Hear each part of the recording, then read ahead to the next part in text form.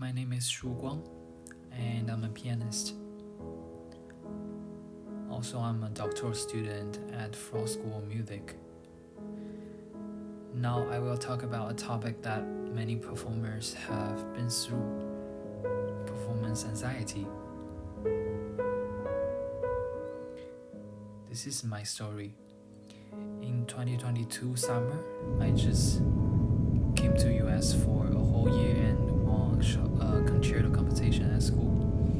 Then I was about to play Chopin Concerto No. 2 with the orchestra, which was so important in my mind back then. Many faculty would be there, and it was the first time playing music in front of them, so I need to be really good. I was super harsh to myself and even not allowing wrong notes during practice. I practice, and practice. On the day of the concert, we ran through the whole thing perfectly, but I was still not fulfilled. I wanted to be perfect, so I did 2 runs through in slow tempo before the concert, which is so exhausting. So if you understand how stressful I was, you might get the hint of what would happen during the concert. I went on the stage feeling really weird, like my body was not mine and I couldn't control it. Then I had a big memory slip in the third movement. The moment I went back home, I lied on the ground staring at the ceiling, thinking if I should move to another country or just quit piano. It sounds funny now, but back then it was a real frustration. I checked my diary, and on that day, I only wrote 1 sentence.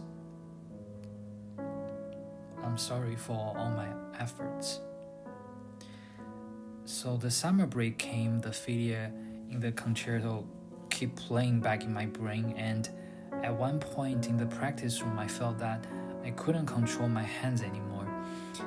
A concert in Italy was coming up and I should prepare Bach's English Suite, but every time I play it, I stuck somewhere.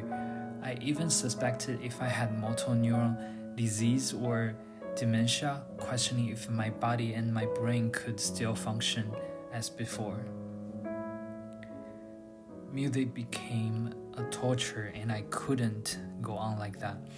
I booked an earlier flight to Italy, hoping letting go of everything and take a trip myself would help. And it does help. I was taking a boat at Bellagio, walking around Venice, listening to the accordion. Then I went to Switzerland, seeing the cow climbing a mountain on a thunderstorm day, which is not recommended at all.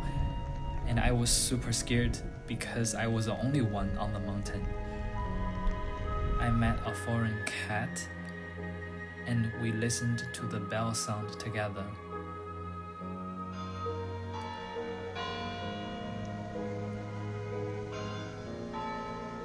Suddenly I realized how small I am in the world, and I'm thinking, even if I made the mistake in the concert, who cares? It was definitely not as terrible.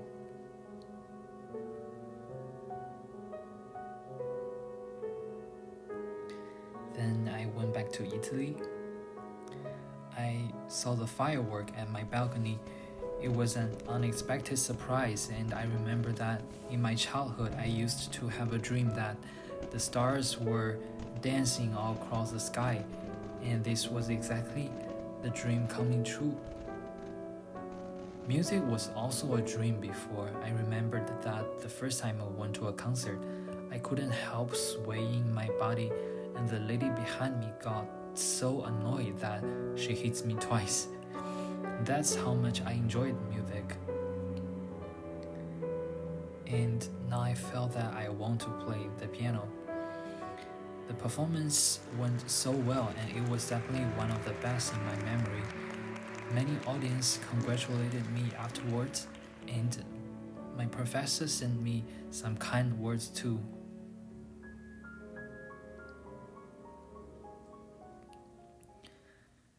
Now I went back to my Chopin performance, realizing it was not that bad. It's actually great that I can face this performance now, and I realized that in the long run it's a beneficial thing for me to grow as a musician. It taught me not caring too much about others' judgment, taking the chance of performing music as a precious gift, and the most important thing is always trust yourself.